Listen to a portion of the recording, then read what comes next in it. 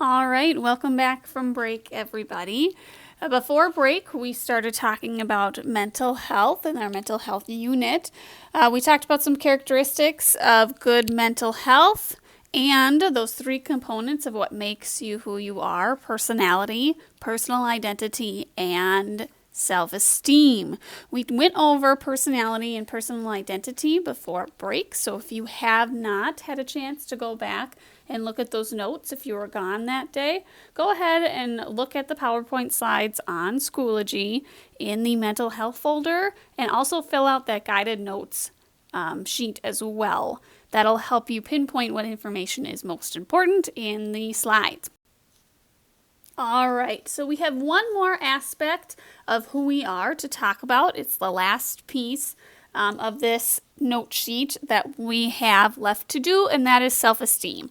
And self-esteem is hugely important to our mental health. If we have a low self-esteem, it's going to affect our mental health quite a bit. So developing self-esteem influences the other characteristics of good mental health. It is how much you value, respect, and feel confident about yourself. So if you feel valued, loved, and accepted by others, and you value, love, and accept yourself, your overall attitude and outlook will be good. And self-esteem is also closely related to personal identity, or that self-identity that we kind of went over that first week of the trimester. So, for example, if someone were to have a negative personal identity or a negative view of themselves, that leads them to also have low self-esteem, because those two are strongly connected. So having a good self-esteem will also affect your overall attitude and health choices that you make. If we take healthful risks, that can raise our self-esteem. An example of this would be that public speaking. I like to always go back to this because this is a risk that a lot of people can relate to. If someone views that as a thing that could help them learn, maybe practice that public speaking, even if they don't think they're perfect, help them practice that skill, and knowing that more practice is going to make them better at that, that can actually raise that self-esteem. So it's kind of also how we view situations and those healthful risks that we take. So how do we get self-esteem in the first place? How does it develop? Are we just born with it? Does it just exist? It does evolve throughout our lives, so it does change based on the different experiences that we have with people and the activities that we're involved in. And if you remember back to when we talked about personal identity and how that comes into development, that is developed in the same way. It's based on our experiences and the people we are around. So self-esteem and personal identity, this is another example of how closely they are related to each other. So as we grow up, our successes, our failures, how we're treated by our family, teachers, coaches, religious authorities, our peers, those all contribute to the creation of our self-esteem. And as we experience those different successes and failures throughout our lives, as we interact with those people in our lives, our family, our friends, our teachers, our coaches, other people in our community, that all contributes to how our self-esteem changes and is created throughout our lives. Praise and reassurance is one aspect of our lives that affects self-esteem.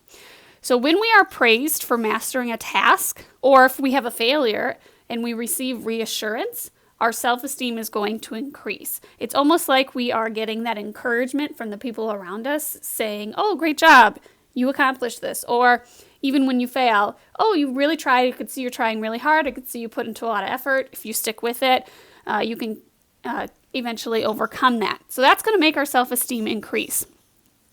Conversely, if somebody was not receiving that reassurance or not receiving that praise, their self-esteem would tend to develop towards the negative end. That doesn't mean that they can't ever get out of that negative self-esteem, because we can always change our self-esteem. We can always increase it. But that's going to contribute to a lower self-esteem development.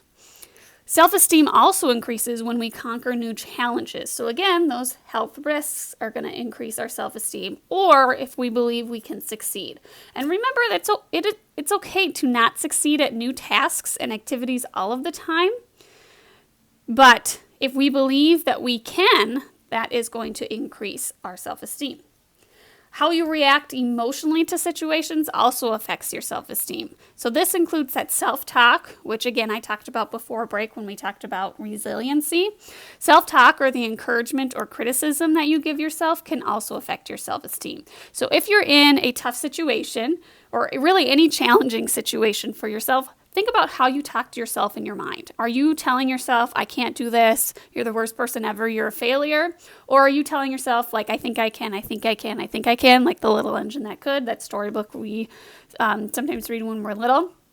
If we use that positive self-talk, that's going to strengthen our self-esteem. It's almost like you're giving yourself that encouragement and that praise or reassurance that you need that will help increase and strengthen your self-esteem. So the next time you're in a challenging situation, think about how you think or talk to yourself in that situation. If you're talking negatively to yourself, try to change that into more positive self-talk.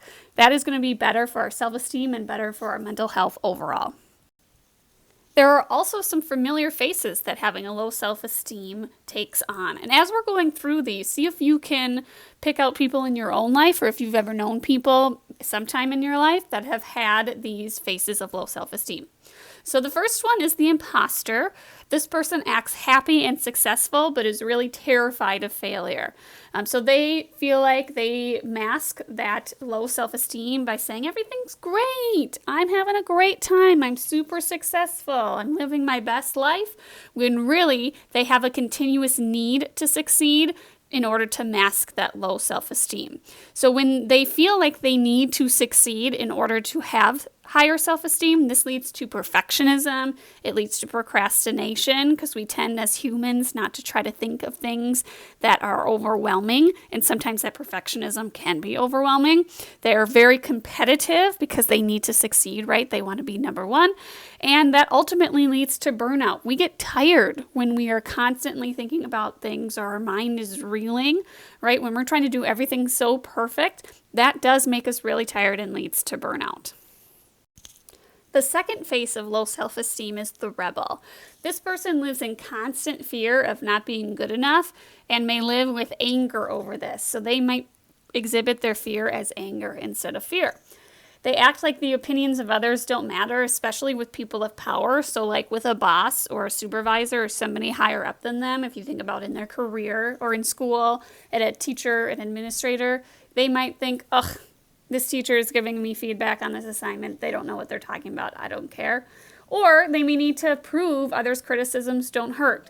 So they kind of do that same thing. In an effort to do this, they might blame others, break rules or laws, or oppose authority. So if we go back to like that teacher-student example, which you guys can all relate to, right? A person with low self-esteem who's having that face of the rebel might say, oh, that teacher, she didn't prepare me for that test, and that's why I failed. The last face of low self-esteem is the victim. And the victim acts pretty helpless. They wait for someone to rescue them. So they do this by using self-pity or indifference as a shield against taking responsibility for changing their life. It's kind of like that woe is me, like, ugh, I can't do anything right, so I'm not even going to try. So they look repeatedly to others for guidance, which leads them to become unassertive, underachieving, and relies on others a lot in relationships. There are some consequences of having a low self-esteem because it does affect our mental health. It creates a lot of anxiety, stress, loneliness, and an increased likelihood of depression. And it causes problems with friendships and romantic relationships. If someone is having those feelings of sadness, hopelessness, and helplessness, that does put a strain on those personal relationships that we have with other people. Not that these people don't want to help them, but it does have some implications for those things. So it does affect that social side of the triangle, if we think of it in terms of that. It does seriously impair academic and job performance. If someone's thinking about their low self-esteem, they might not have the motivation to do well in school or concentrate on their schoolwork or do their homework in general. It leads to an increased vulnerability to drug and alcohol abuse. So some people lean on those substances as a coping mechanism to cope with these feelings of low self-esteem, which is not a good coping mechanism. That's not a healthy coping skill. And worst of all, these negative consequences themselves reinforce the negative self-image and can take a person into a downward spiral of lower and lower self-esteem and increasingly unproductive or even actively self-destructive behavior. Just like how there are negative consequences for low self-esteem, there are a lot of benefits of having a healthy self-esteem. A healthy self-esteem is based on our ability to assess ourselves accurately and still be accepting of who we are. So this means we can acknowledge our strengths and our weaknesses appropriately, while at the same time recognizing that we are worthy and worthwhile. So we have a purpose, a belonging in this world. A healthy self-esteem also helps you feel proud of yourself and your abilities, skills, and accomplishments. So with a healthy self-esteem, a person believes that setbacks are only failures, and they have the confidence to confront challenges and overcome them. So it's almost like they have the ability to say, oh, didn't do so well at that if maybe they didn't make the track team, even though they practiced a lot. But you know what? I tried really hard, and I did the best I could, and that's all I can put out into the world. Along with this self-confidence, though, having a healthy self-esteem gives a person the confidence to try new things, right? That's how we learn new skills and new ideas and meet new people. So this would be things like joining a new sport, a new club, getting a job, and learning new tasks. In addition, people with a healthy self-esteem know that they may not be as good at some tasks as they are with others, but they don't see themselves as a failure if they don't succeed at something. It's more like they view it as something that didn't really work out this one time, but next time they're going to do better. They're going to learn from this failure and apply it to the next task. This is a chart that kind of shows you that unending or continuous cycle of how high self-esteem leads to success. So when somebody has a high self-esteem, it leads them to make an effort. Trying hard leads to success. Success leads to praise from others. Praise from others leads that person to try harder to make efforts in new areas, so it continues over into another aspect of their life. New efforts lead to new successes, which leads to more praise, and so on. So it's kind of this continuous cycle that goes around and around. When we think in terms of mental health, the whole goal is to have a high self-esteem. So if someone doesn't have a high self-esteem, there are things we can do to improve it, but change doesn't happen overnight. It can happen, but it sometimes doesn't happen right away. And there's one more thing I want to mention just about self-esteem. It changes throughout our lives, and it can change day to day. If someone has a low self-esteem today, it might just be they're having a bad day, right? When we have a bad day, that affects how we feel about ourselves. We may not feel the greatest about us. But the next day is a new day and we get to start over. So just remember that self-esteem does vary. It's okay to have a low self-esteem, but know that we can do things to change it. So once we're willing to entertain the possibility that we can change, because some people have a hard time with change, we can start to improve the way we feel about ourselves. One way to do this is to focus on our strengths and not our weaknesses. And I've said this a couple times throughout this PowerPoint presentation, but it really is too important to focus on our strengths and not what we're bad at. So what we're good at, not what we kind of criticize ourselves for. So someone who has a low self-esteem, if they give like a presentation, they might say to themselves, oh, people said they liked my presentation, but it was nowhere near as good as it should have been. I can't believe no one noticed all the places I messed up. I'm such an imposter. So that's like a negative way or a negative self-talk inside someone's brain. Someone who has a higher self-esteem or wants to increase their self-esteem has to change that into something positive. So saying something like, wow, they really liked it. Maybe it wasn't perfect, but I worked hard on that presentation and I did a good job. I'm really proud of myself. So it's really important to change that negative self-talk or that negative inner critic into a positive voice. Another strategy is not to generalize unrealistically. So be realistic. An inner voice that generalizes unrealistically says, I got an F on a test. I don't understand anything in this class. I'm such an idiot. Who am I fooling? I shouldn't be taking this class. I'm stupid and I don't belong here. So be more specific and be realistic. So somebody who is changing this, how they talk in their brain, would say something like, with the same example, I did poorly on this test, but I've done okay on all the homework. There are some things here that I don't understand as well as I thought I did, but now I have a better idea of how to prepare and what I need to work on. I've done fine in other tough classes. I'm confident and I can do this. So again, we're changing that negative self-talk into something more positive. It's also important to keep your inner voice logical. So an inner critic that makes illogical leaps would say something like, he's frowning, he didn't say anything, but I know it means that he doesn't like me. Whereas, and I think as humans we tend to do that, right? We kind of freak out in our own heads, but it's important to challenge that illogic. Saying things like, okay, he's frowning, but I don't know why. It could have nothing to do with me. Maybe I should ask. So changing, again, how we're thinking in that inner voice. Lastly, it's important not to jump to the worst case scenario and to be objective. So someone who jumps to that worst case scenario, let's say they ask someone out and they turn them down, they're instantly going, oh my gosh, I'm so embarrassed, I'm humiliated, and jumping to that worst case scenario of no one likes me or cares about me, I'll never find a partner, I'll always be alone. So being objective is very important in this situation because we won't jump to that worst case scenario. We're taking one specific thing in one scenario and applying it to a broader umbrella or like all scenarios, like everyone's going to hate us. So someone who's changing that inner voice again is going to say, ouch, that hurt. Okay, she doesn't want to go out with me, but that doesn't mean that no one does. I know I'm a nice person. I'm confident that in time I'll find someone who's as interested in me as I am in her. So it's really important that we start changing how we're talking about ourselves in our minds or talking to ourselves in our minds. Another strategy we can use to improve self-esteem is practicing self-compassion. And practicing self-compassion means treating yourself with the same empathy you would show others. And that empathy thing is huge. It's our ability to be able to put ourselves in another person's shoes and understand what they're going through. So if you think about this situation, if you had a friend who was having a hard time, you would probably be a caring and supportive friend, right?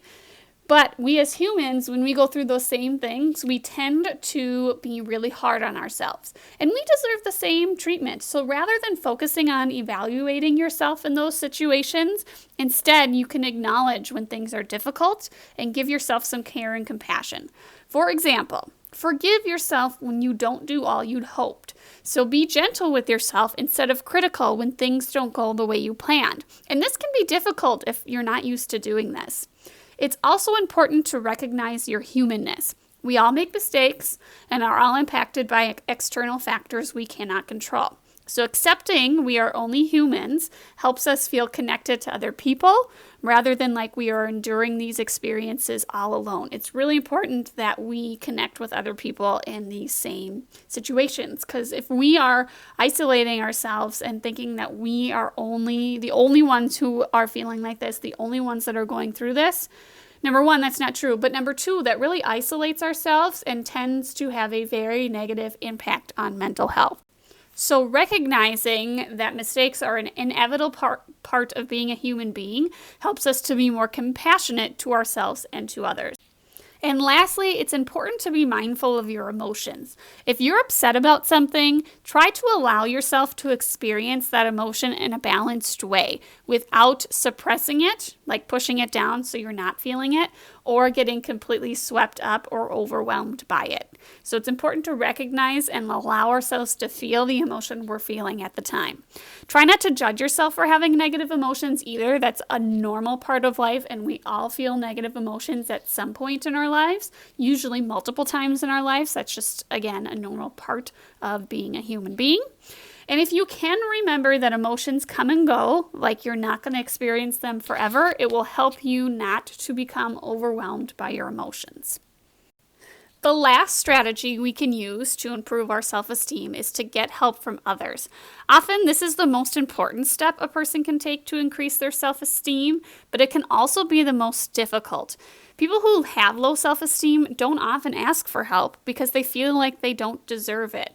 But when we connect with another person and realize that we're not the only person going through these things or feeling these feelings, those other people can help drive out those messages we have received from those past experiences that have led to that low self-esteem. There are a couple different ways we can reach out to other people. We can ask for support from friends. So asking friends to tell you what they like about you or think you do well will help increase that self-esteem.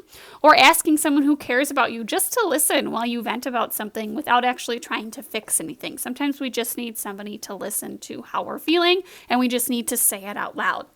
We can also ask a friend for a hug or ask someone who loves you to remind you that they do. Other people we can ask for help are teachers and other helpers in the school community. So getting help in school from advisors, teachers, and tutors is really important if somebody needs it, because school can be a major contributor to low self-esteem. If someone lacks self-confidence in certain areas, taking classes or trying new activities to increase their sense of confidence in those areas can really help. For example, taking a math class, joining a dance club, taking swimming lessons. If somebody engages in those activities, they're going to increase their skills in those areas. And lastly, talking to a therapist or counselor can be really great for our self-esteem. Sometimes low self-esteem can feel overwhelming or difficult to overcome. That professional help, like talking to a counselor or a therapist, is a really good idea.